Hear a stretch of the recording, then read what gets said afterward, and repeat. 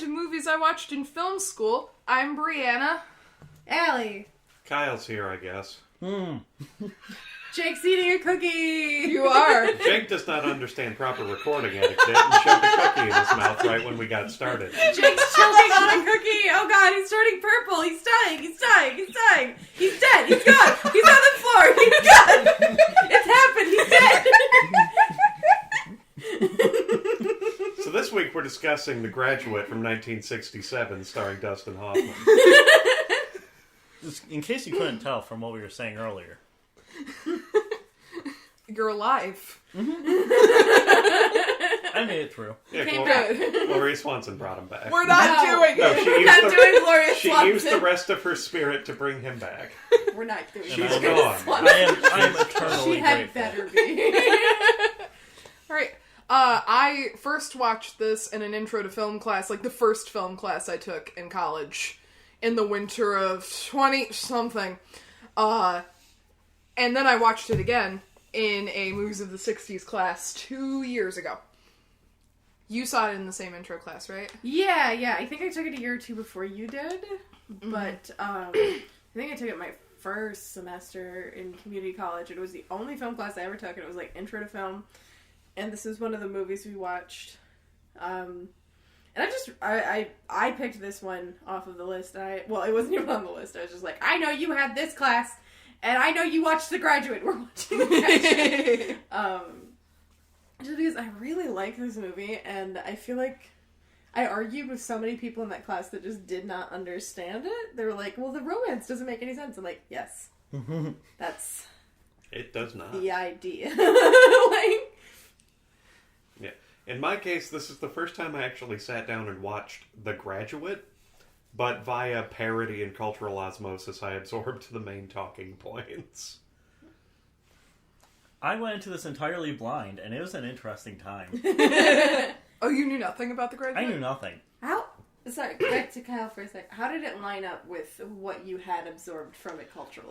Well, the affair with Mrs. Robin, the spoilers for like a 50-something-year-old movie now. I think it's 6 years old. Almost. Yeah. It old. Soon be 60. Yeah. Pretty much the relationship with Mrs. Robinson, you know, the whole "are you trying to seduce me" business. And that's all you really need to know until you get to the church climax, which has been featured in, like, The Simpsons and Wayne's World 2. And Oh yeah, it is in Wayne's World. Which makes that scene sound significantly more interesting than it is. I think it's still really fun. It is still very fun. I think it's my favorite scene in the movie. The church scene. Yeah. That and, like, just at the beginning where he's staring at the fish tank, or is... the only light is from the fish tank, just the existential dread on his face zooming out. Oh god, for me it's that first sex scene. That Yeah, was that's exactly what I was the like. funkiest disaster. Where he just walks, he like walks away from her, and just, he like she takes her top off, and then he kind of like awkwardly grabs her boob, and she fully does not acknowledge it in any way, and he holds on to it for a minute, and then he just takes his hands off, walks over the wall, and starts hitting his head on the wall. And he just goes, I can't do this. Well, not just that, but also when she's like, I'm going to remove my clothes, and he's like, what do you want me to do? And she's like, well, you can watch, and then he just steps back, crosses his arms, and just looks at her, and it's like... Yeah, he steps back like a foot. Yeah, he says, oh, okay, thank you. Like, just like... He enters observing stance. Yeah. Like he's watching someone cook. Yeah. No, and also, stepping back like a foot, that's one thing that I love, is one thing that I noticed throughout, and I loved it. He has no sense of personal space with anyone. No. Yeah. Dustin Hoffman is always, like, within inches of the person he's talking to. Yeah, Like- either way too close or way too far away. Like, Yeah, like much later when he's like literally breathing on the guy's neck as they're going up the Oh, stairs. yeah. Yeah. Yeah, that was great. Yeah. Just like, I like your cologne today. Oh, no. That's gross. Yeah, no, this movie is like, you don't expect it to be hysterical, and then it was, at least for the first half. The second half's kind of slower. It's not, like, bad, it's just, it's not funny. Yeah. Well, there are parts that are like, I like that it's one of those movies that can kind of tread that line. And, like, especially with, like, the Mrs. Robinson stuff, like, there are parts where it's, like, ridiculous what is happening. And then there's, like, the pillow talk scene where they're talking. How'd your daughter get conceived? And it's, like, but it starts out kind of heartbreaking, because she's talking about, like, when she was in college, and, like, she looks like she's gonna cry. Yeah, she's clearly really upset because she got pregnant while she was still in college, and they weren't married, and so she had to get married and drop out to be a mom, and, like, she's clearly still not over it. Yeah. Even though her daughter's, like, 18, 19 years old at this point. Yeah. And that's also why she's so protective of her, is because she's around the same age that she was when she, got pregnant with her. Yeah. And she doesn't want her to have to do the same thing. Yeah. Yeah, but even in that scene, it has, like, a comedy high, very devastating low. And then, like, back up again, and then back down again. Yeah. At the end. That's the general, like, flow of the movie. Yeah. Mm-hmm. Yeah. Something ridiculous happens, and it's kind of sad, and it's kind of funny, but they kind of just keep, like, leaning back and forth. Like, are we doing it sad? Are we doing it funny? Who knows? Both. You'll find out real quick. Yeah. It's impossible to read Dustin Hoffman. Trying to think of other Dustin Hoffman movies I've seen. Hook. Yeah. Midnight Cowboy. I don't think I've seen anything else from, like, this era of Dustin Hoffman, because I just don't watch a lot of movies from the 60s. I hate the 60s. I took... So, the cinema of the 60s class I took, I hated it, for the most part. There were some really good ones. The foreign films we watched, I liked a lot. We watched Black Girl and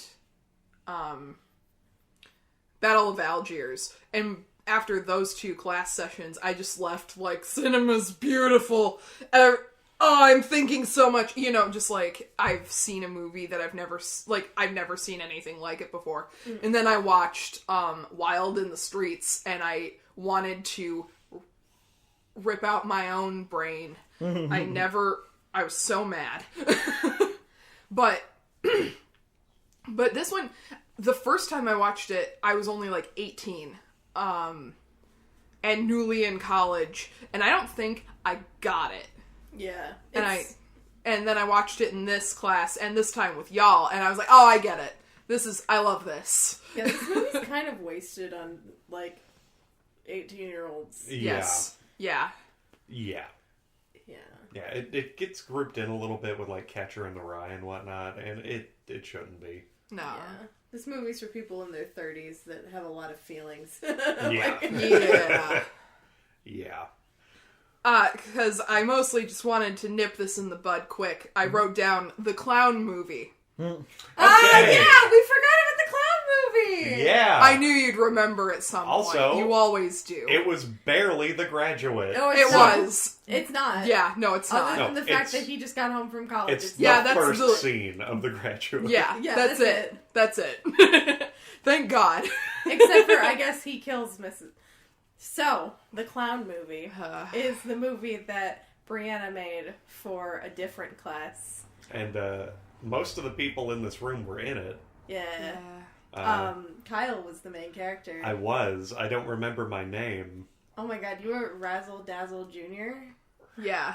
Whatever. Or something like R that. Dazzle. Yeah. Yeah, and then your dad was Gadsden, Yeah. who was Razzle Dazzle Sr., and like they were having a party. It's like the opening scene of The Graduate, but instead of telling everybody how proud he is of you, he's standing there drunk talking about, my son, the college boy. Now, mind you, everyone in the room is dressed like a clown. Yeah. Yes. Yeah, we shot this in Allie and Brianna's living room. Yeah. In an evening. Yeah. Everyone's dressed like a clown, and like... God, remember when we had like 30 people in our house? It was a different time. So weird. Yeah. It was a different time. And, yeah, for whatever reason, my character's dad was mad at him for going to clown college. Didn't even go to, like, business school or something. Went to clown college. Yeah. Yeah. Like, we work for the circus, but we have an apartment that we live in. We also didn't redecorate the apartment at all. It's very clearly somewhere where two very young gay people live. Yeah. And also, like, Yeah. and also you can tell right away, like, my mom was clearly my age. And, like, And also, Gadsden is a different race than you. Yeah. Yeah. So I was a biracial clown boy that just got home from clown college. Yeah. And I was your friend that was like the only person. I did kind of Mrs. Robinson you. Yeah. I was like the only person that was like, you seem like you're having a bad time. You want to get out of here? And then you took me to Bronwyn and Ian's house. Which is like 5 blocks away. Yeah, our other friends that live in the neighborhood. Yeah. And it was supposed to be my house, and you killed me. Yeah. Popsy Ditso, Yes! Allie's character, Yeah. criticized my decision to go to college, which apparently warranted a strangulation. Yeah. Yeah, and I remember we filmed it. I think we only filmed it the once, or maybe we filmed it twice. No, it was the one day. I mean the one take. Oh, yeah, the one I think take. we did 2. Maybe. I think we did too. Maybe. Yeah. I don't have, like, the raw footage. I only have the edited thing. Good. Yeah. And even that, Frankly. sometimes I'm just like, I could just delete that video from YouTube. You could, but I'll always remember that we did it. Yeah, no, I just... It's private. Oh, okay. And soon after I edit this, delete it. Because I was going through some college-related anxiety when I wrote it, but it didn't reflect my college-related anxiety. No, but it was did. extremely autobiographical. It did! No, it did! Did you remember we read the script and we both independently came up to you and were like, you good? Yeah. How you feeling?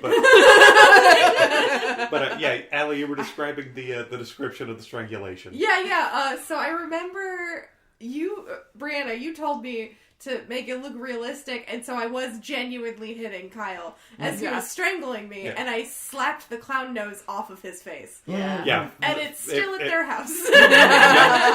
Their cats use it as a toy. Yeah. And then I get up, I straighten my hat and my clown tie, I leave the apartment, and end of the movie. No resolution. And it was pitched to me at... First off, I got 2 very conflicting pitches when I first signed on to do this picture. Don't call it a picture. This picture. The first thing that I was... His IMDb credits. Yeah. Oh. Yeah. The first thing that I was told is, we're looking for a very Captain Spaulding character. And then I read the script. And it's like, oh, no, you're not. You're just saying this because I'm bald with a beard. And I'm going to be dressed like a clown. And then I get the pitch where it's like, it's basically The Graduate with clowns, and then it wasn't. It wasn't. It started that way, and then the more anxious about my future I got, the worse it became. You decided, you know what this needs? A murder. Conquered my fear of clowns that day, though. I was surrounded by like 20 Oh my of them. Same. I had to do, because Brahman and I were doing all of the clown makeup. So I basically just, everyone that you've ever met, just like, get in this chair. You're a clown now. Yeah. And it was literally, like, all of my extras had dropped out that day, and I had to message anyone I had on Facebook that I was like, former coworkers, neighbors, Can I say what I thought you were going to say? Huh. Like, just to get out in front of this, how many times did they play Scarborough Fair? 5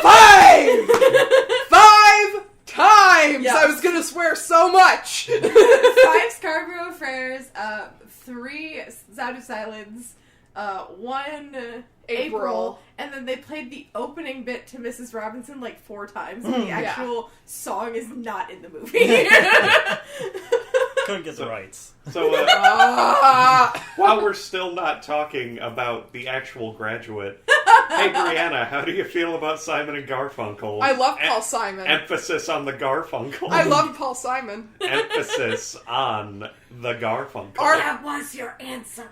Art Garfunkel can jump off a cliff. But yeah, no, I don't like Art Garfunkel. He's a hack. Talentless. Paul Simon wrote all their songs. That's it. That's my opinion. And Carrie Fisher left him anyway. She should have. Yeah. Any man that was that popular in the 60s should not have been married. They were all bad. Looking at you, Jim Croce. I don't know, like, I feel like this is another one of those movies, except it's kind of like an Invasion of the Body Snatchers. We all enjoyed it. There's just not a lot to talk about. Yeah. Right, just because the only thing that we can really do is explain the movie itself. Yeah. Yeah. Like, I absolutely get why it was culturally significant. I get why it's parodied. I also get, I don't know, the bone I have to pick with Society over this film is that, like, it's often misinterpreted as, like, a romantic comedy, and it's not. Like, even when, because we watched it on HBO Max, and their, like, I noticed that their description of it was, a man finds the perfect woman and has to tell her that he's sleeping with her mother, and I'm like, that's not even close to what this movie is. Yeah, no, this movie is, like, a portrait of this man, like, this, like, just coming out of college, not knowing what he's gonna do with the rest of his life, and, you know, going through the motions, because, frankly, it's easier than trying to figure out the next move. Yeah. Because the next move is terrifying. Yeah. Yeah, He's encouraged to try something impulsive, and boy, does he. Yeah. Yeah. And, like, Yeah. and it's also, I realized watching it this time around, like, I didn't notice it as much before, but every adult in this movie is constantly manipulating Ben. Yes. Constantly. Yeah. And, like, no wonder he doesn't know how to make a decision for himself, is because, like, his parents are constantly, like, Forcing him into decisions, yeah. Yeah, forcing him into things. Mrs. Robinson, she fully, like, he straight up says, I don't want to do this. Are you trying to seduce me? I'm not doing this. I'm not interested. And she just, every time is just like, no, that's not what's happening. You're being ridiculous. Until she, like, locks him in a room and she's naked in the room with him. And she's just like, just call me whenever you want. And he's like, I don't want to do this. I don't want to be here. And then, yeah, no. Just, yeah, it kind of makes me feel bad for him in a way. Like, I don't necessarily feel bad for him by the end of the movie, because he's made a lot of very bad decisions. Yeah. But, like, I get how he's in a place where he feels stuck, and, like, he's probably spent his whole life having everyone tell him exactly what he's supposed to do. And now it's like, okay, you're 21, you're an adult now, yeah, you have to figure it out. He's like, but you've given me no tools to do that. I have no idea what I'm supposed to do. Yeah, they're like his dad, Mr. Feeney. Yeah, that is Mr. Feeney. Yeah, it's not, looks exactly like, it's the same actor, and even like from 1967 until like Boy Meets World, apparently he just looked exactly the same. Yeah, no, he looks exactly the same, except for he looks like the porn parody version of himself. Yes, 100%. Because like he just keeps getting conflicting treatment from his parents. It's like, they treat him like a little kid. They treat him like he's a bum-ass adult. Yeah. Like just, hey, we got you this scuba suit for your birthday. Show it off for everybody. And it's really embarrassing. And like, hey, how about you ask that nice girl out that we're like forcing you to ask out? The movie opens with him. He's like, they're having a party because he just got home from college. And so it's like all of his parents' friends, like none of his friends, no one his own age, all of his parents' friends, so they can like show off that he graduated college and like talk about all the cool stuff that he did in college. And he's like, I just want to sit here and I want to like think. Like, he's clearly not feeling well. And they find him in his room and he's just like dissociating, frankly. Yeah. And they're just like, no, you have to go down there because all our friends are down there. You don't want to disappoint them. Yeah. Like, yeah, and like there's the sequence where his mom just gets like his college yearbook out to read off everything that he did in college. He's not even in the room. She doesn't even notice. yeah. Yeah. Or like at his birthday party with the scuba suit thing, like he clearly did not want to do the scuba suit thing. He just wanted to probably hang out with people because it's his birthday party. Yeah. And like instead his dad's like, you got to do this for 10 minutes. You got to put on the scuba suit, jump in the pool. And he's like, let's discuss this. I don't want to do this. And his dad just goes, you're disappointing them. You're disappointing them. You're disappointing them. Until he like gets so frustrated that he just comes out. Like, yeah, his parents, like, by constantly trying to keep up with the Joneses and, you know, look at how successful our boy is. Oh, he's going places. You know, they're not. It's not for him. It's for them. Yeah. It's like, child as accessory. Yes. Yes. Yeah. It's also kind of implied that, like, even if everything that happened with Mrs. Robinson didn't happen, it kind of seems like they would have tried to force him to marry Elaine. Yeah. They were never going to stop pushing. Yeah, because Elaine's dad is his dad's business partner, and I think potentially boss. Yeah, he's the mayor of Amity Island. Yeah. Yeah, and he keeps the beaches open even when there's shark attacks. Yeah. But yeah, no, there's like a real strong vibe that they were gonna kind of strong arm him into doing whatever they wanted him to do anyway. So like, you can't really blame him for not wanting to make any of his own decisions. Be like, no, you're just gonna take it away from me anyway. Why would I? Yeah. Like, well, not to mention, like, it gives me the vibe that all the decisions were made for him his entire life. So this is the first time that people are like, hey, what are you going to do? like I don't know. I'm 21. And he's like, I've never had the ability to do this. I've never been given the tools to do this. I don't even know what I can do. Yeah. Exactly. I'm just really anxious, and I'm 21. Yeah. Yeah, and then it's like, I kind of just want to hang out for a while and figure myself out. And they're like, that's fine for like a week, and then you're a lazy bastard. Like, Yeah, screw him for wanting to hang out in the pool for a little while. Which is Yeah. way too relatable. Yeah. Yeah. Yeah. This was wasted on me when I was 18. Like, Big time. I did not get it. And then I watched it last year while having my weird existential crisis for like a year. And I was like, oh yeah, no, that's... Mm-hmm. Yeah. Yes, there's the anxiety. That's what it was. And it was just like, you know, just... This it paints the picture of like, I'm a new adult and I have to figure things out on my own for the first time.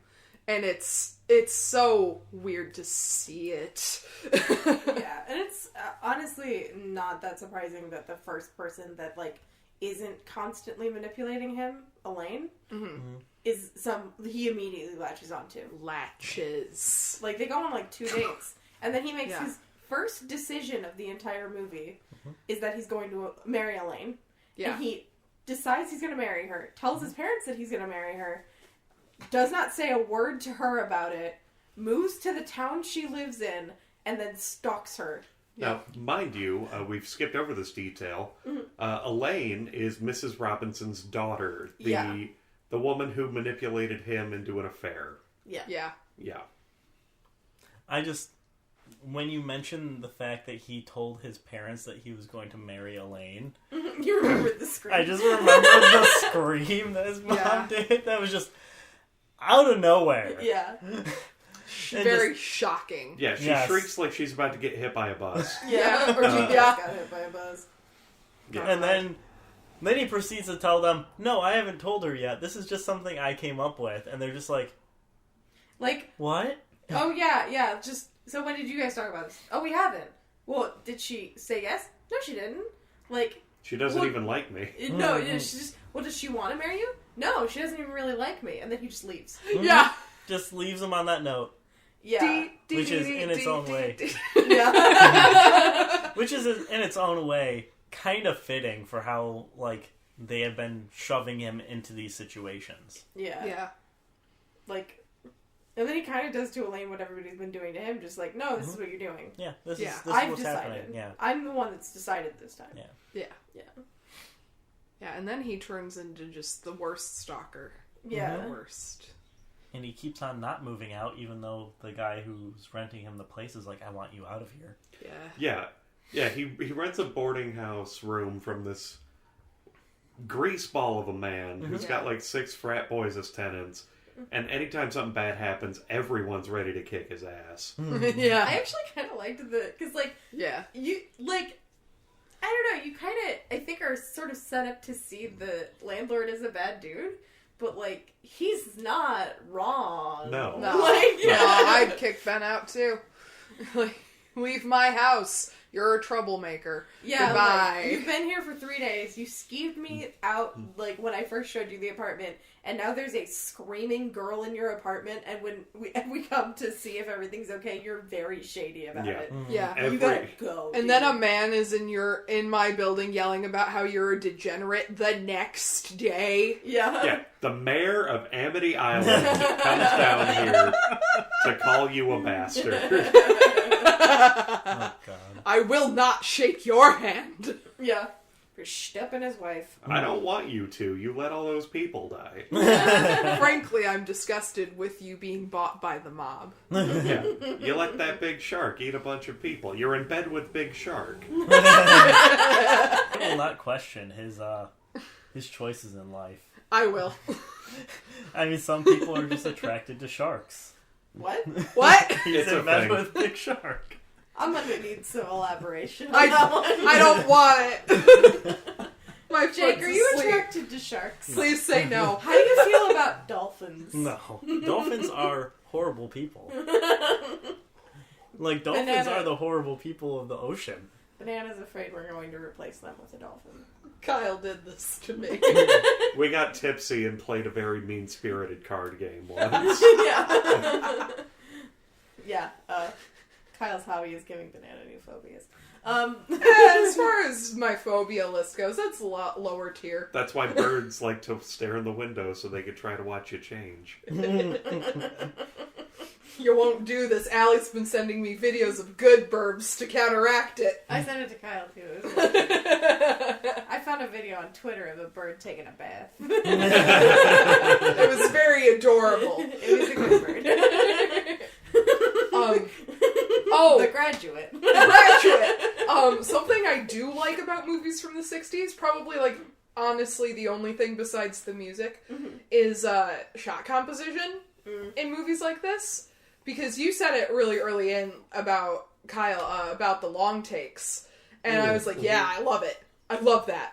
I just love, like, solid, big shots for no reason. Like that one shot of Mrs. Robinson. Yeah. Where they zoom out and she's so small in this big shot just in the stairwell. Yeah. And it's like, I feel like it's so effective. Yeah, and then she just gets completely dwarfed by Dustin Hoffman's nose. I think also, like, I mean, some of the shot composition in the 60s has to at least be, like, technical on some level. Because, like... Cameras were bigger. Well, cameras were bigger, but also, like, they didn't necessarily have all of the equipment to move them around as easily as we do. Yeah, no, I don't know if it was Easy Rider. I think it may have been Easy Rider. Just because it was another movie on, like, for the time, a shoestring budget, like, still supported by a studio, but made by people that they were, like, they didn't have the most confidence in. Which is what a lot of movies from, like, this couple years in particular were. It was just a lot of new filmmakers coming in and studios taking a chance on them. Like Dennis Hopper, when Warren Beatty started producing movies. People like that. And, this one, like, Mike Nichols was, I think... This may have been him making his way into movies because he worked in plays. He did plays before this, and stage production was his game. And then this was his way into movies and into filmmaking. And so the studio was like, yeah, we'll give you stuff, but it's not going to be like the best stuff, you know. Yeah, and he definitely has a very unique shooting style. Yes. Because we watched Wolf last night from 1994. You said that was also a Mike Nichols movie. A lot of the shooting style carried over. Yeah. Yeah, you can tell that some of it is definitely just like... I mean, they're about 30 years apart, so you can tell that there's a lot of it that's just technical improvements in camera work. Yeah. But he does like a long take, and he does a lot of, I don't know, I think my favorite shot... The weird zooms. Yeah, no, yes. I think my favorite shot, honestly, is probably the one... So, Mrs. Robinson tells Ben that he is not, under any circumstances, allowed to take Elaine out, even though his parents are trying to get him to ask her out.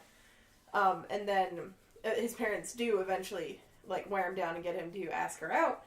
And he comes to their house to pick her up, and when he walks in the door, there's a shot where you can see her in the, like, living room... And she's sitting there smoking, and she just looks furious in a very subdued way. Yeah. Like, if you didn't know what was happening, you might not read her as furious, but we know what's happening, so she's furious. And you can kind of see Ben and her husband, like, walking around. You can hear them talking, but it's just a slow shot from, like, the front door that zooms in on her furious face over about, like, a minute and a half. And it is, like, I don't know, I love that shot. It's so good. And she doesn't move the whole time. Yeah. Honestly, I just like the shots of Mrs. Robinson. Like, the way that he frames Anne Bancroft in this movie is just stellar. Yeah. Just, like, you know, in a very imposing, like, this is the force to be reckoned with in this movie. Like, that's the way that I feel like they shoot her the entire time. Yeah, but that is something that's sort of held over to the Wolf era, because I don't think Mike Nichols is still making movies. I think that's one of his later, if not the latest. Maybe. Let me look. I know, like, well, Closer was made after Wolf. Closer was, like, the early 2000s. Oh, okay. Yeah, and that was another one that... he made Closer? He made Closer. I hate that movie. I know. I know. Oh, I forgot that's one of the ones that was watched. one for Kendall's Oh class. my God. I didn't even put it on the list for ones that, like, we watched that I don't have, because I had it, and I got rid of it because I rewatched it, and I was furious again. I forgot that movie because I hated it so much, and then you said the name of it, and it unlocked something in my brain, and I was like, oh my God, he made Closer. Never mind, I hate Mike Nichols. I hate that. I don't hate Mike I hate Nichols. Natalie Portman. I hate everybody. Oh, well, he's not making movies now because he's dead. I was trying to not say that, but yeah, I was like, I don't think Mike Nichols Put a is still stop alive. to it. Yeah, he died in 2014. Oh, he made Who's Afraid of Virginia Woolf? Yes. Not Okay. me, baby. Not me. Yeah, but, And Charlie Wilson's War, yes. which I haven't watched I yet. think that's probably his latest one, right? 2007. Oh, he made The Birdcage.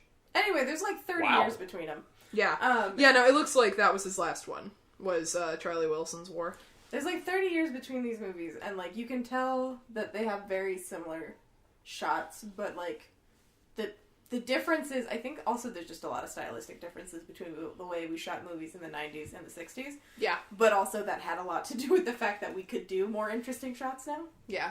Well, I think Mike Nichols' way of, especially with the way he composed shots and did dialogue, translated very well, like, over decades. Mm-hmm. Like, his writing style, I don't think, really changed very much, because his dialogue, like, the dialogue in Wolf is very much still, like, the same, it's got the same kind of beats to it. Yeah, it's banter. It's banter, but it's not like Kevin Smith banter. Yes. It's Mike Nichols banter, and Mike Nichols banter, it feels more, maybe not realistic, but it doesn't feel as rehearsed. Yeah.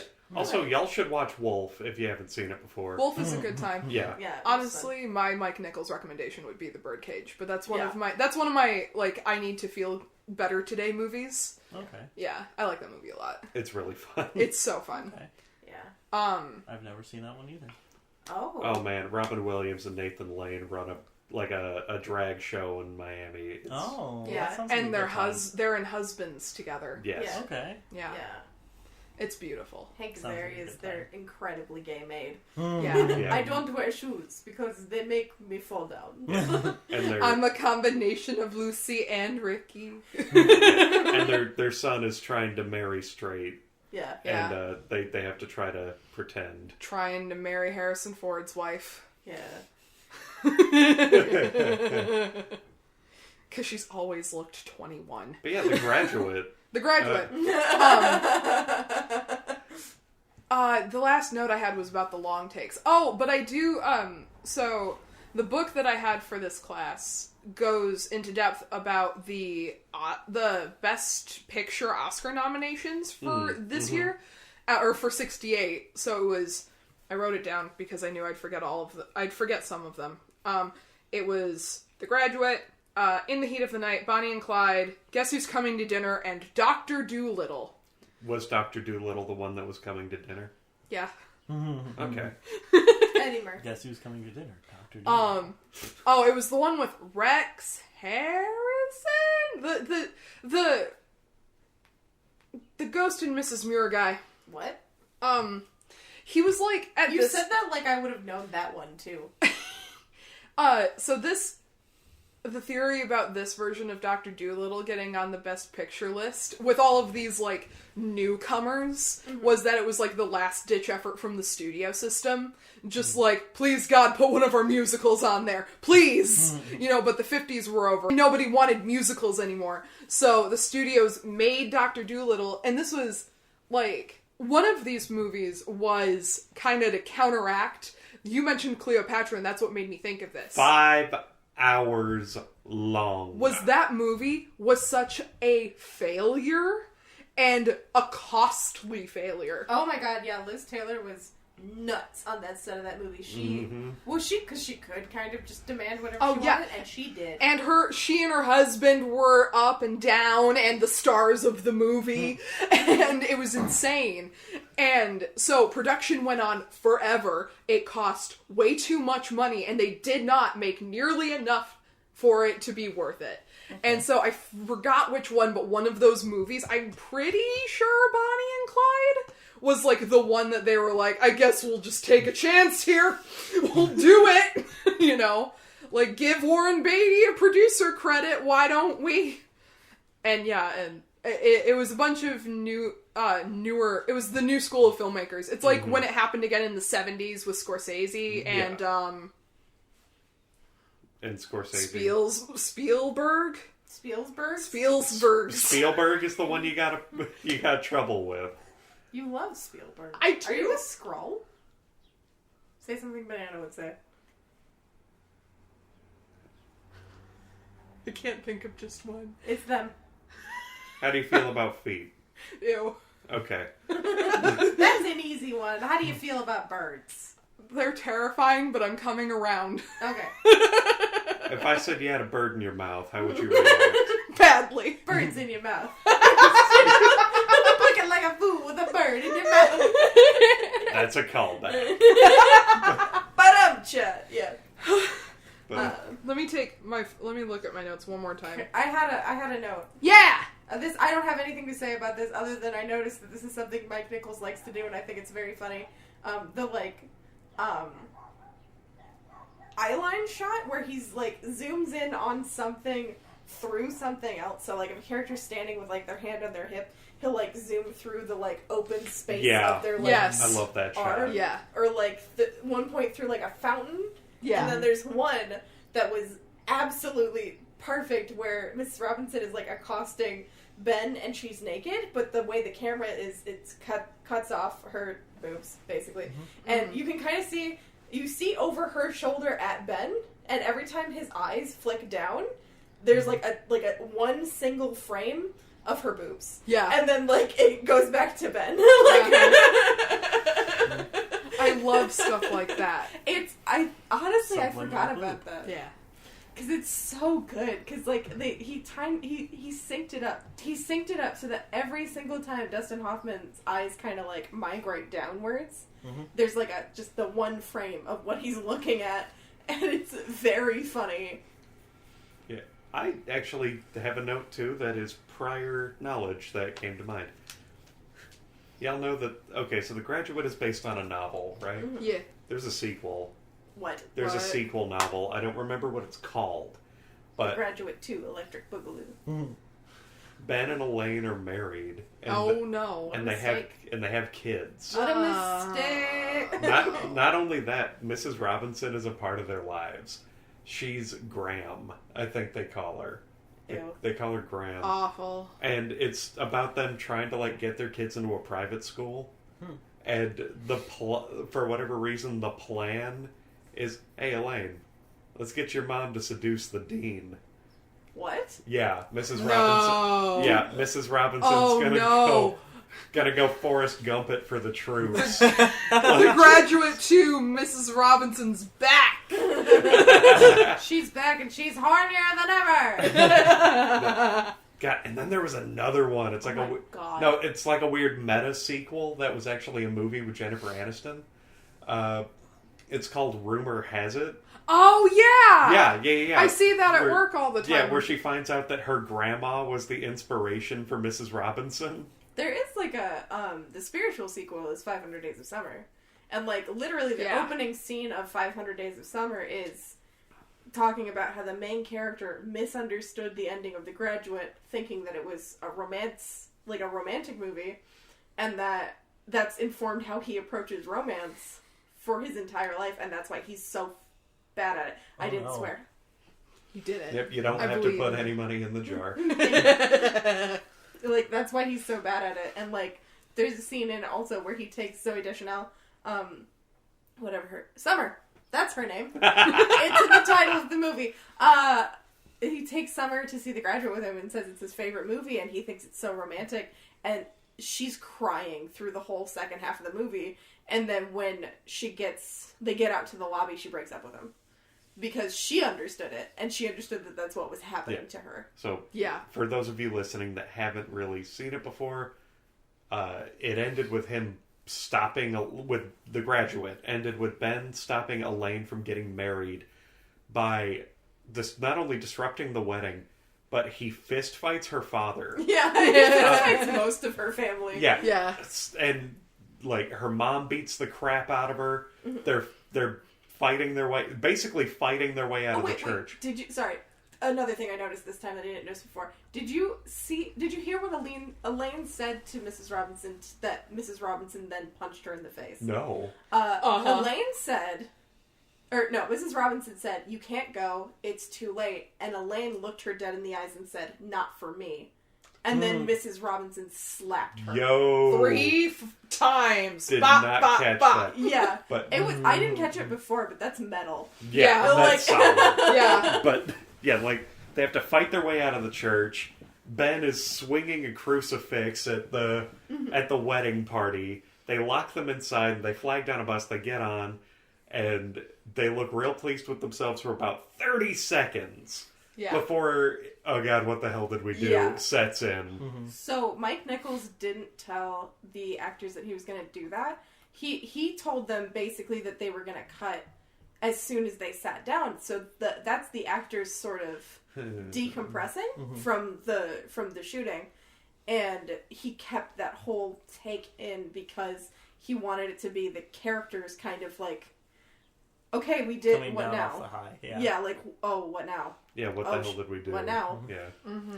On a side note, I very much enjoyed our alternate ending we were coming up with while we were watching. Oh, as Ben kills his way across California to get to the wedding. Yes. Still to the tune of Mrs. Robinson. Oh yes. Yeah, as Ben just hotline Miami's his way. No, they don't show any of the scenes, but every time it would cut to him driving in his car, just he'd more just be blood progressively bloodier. Yeah, from the moment Mrs. Robinson calls the cops on him, he's just killing whoever gets in his way. Mm-hmm. Yeah. Also, the 60s were a time where you could just, I guess, walk into a frat house, start asking where a guy is, and no one has ever seen you before, don't know who you are, and they're all just like, yeah, come on into the shower, that's where the guy is that knows where he is. Mm-hmm. Yeah, it's so weird. Like, frat boys, in my minuscule knowledge and experience with them, they all know everyone's friends in the house. If you're friends with a frat boy in the frat house, they've seen you with that friend. You are now part of this collective. Like, and you're just a man saying like, oh yeah, I'm in the wedding. And they're not like, are you? Well, because all of my experience drinking with frat boys, which, as I'm thinking about this, is more than I thought it was going to be. It's always, I don't know, I've had some good luck just kind of walking in. Did I tell you how we got into that frat at Dally? Oh yeah, you did! So we were, I was there with Kayla and her mom. Yeah. And Kayla was the DD, so her mom could drink. And, her mom just walked up to the frat house and says, hey, my son goes here, I'm gonna go in with and look for him. And we just kind of like, we're with her, bye. And then like walks into the kitchen. They're like, who are you? Just like, I'm Melissa. Where's the beer bong? And that's when I did my first beer bong. Yeah. We made it all the way up to the roof. And we had to walk through people's apartments to get to the roof. And no one stopped us. College? Really college? Yeah. So you picked the next movie. Yeah. Yeah. Oh, what are we going to be watching? I chose Children of Men. Okay, good choice. That sounds interesting. I've heard good things and I have not seen it. Good choice. I watched it once and I have not watched it since. No one says that two men can't raise a child together. Yeah. 3 men even. 3 men and a baby. 3 men, 4, it doesn't really matter. Yeah. And Any you know number. what? And you know what? A family doesn't even need to have any kids. It can be like 10 dads. I was Just wondering why 10 you dads ignored my taking care of 3-minute each other. baby joke, and it was to make the 10 dads joke. I love the 10 dads and no kids. I love it. All right, thanks for joining us. Bye. Sorry, Bye. everybody. Bye! Love you! Sorry.